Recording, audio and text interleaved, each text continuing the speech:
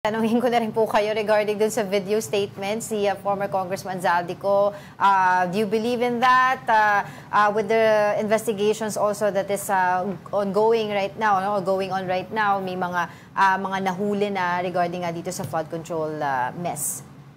Well, you know, Angela, Diego, just like any ordinary Filipino, nakakagalit, no? I mean, seeing the first time I've seen that much money on top of a table that it will just go to some one person. Nakakagalit, no? Limpak-limpak na salapi.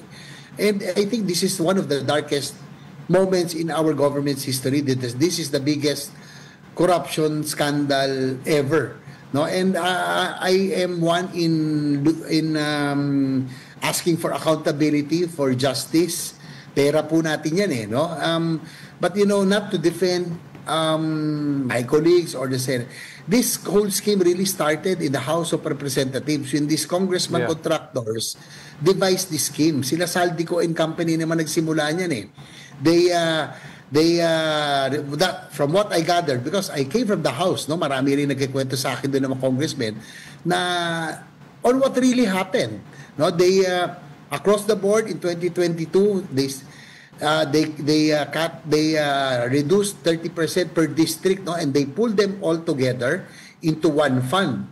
No, all districts, the board, and then they offered these projects to their co-legislators and contractors as well.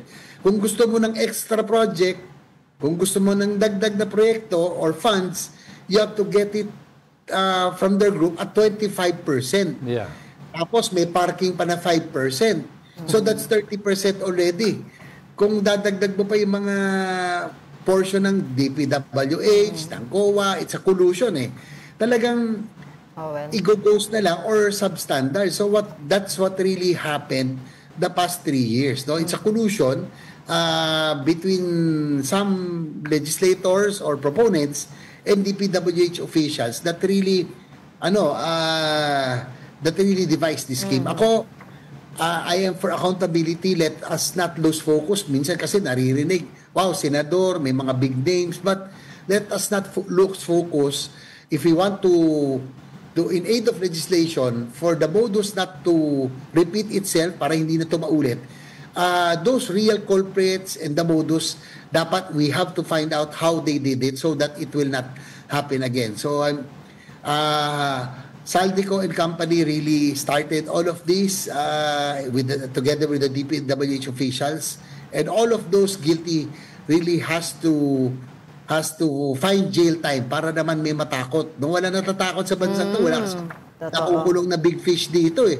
Okay. Yung mga hinuli mga DPWH na those are small fries, medium fries. Gusto natin big fish. We need a major reboot. No, kailangan natin linisin ating gobyerno.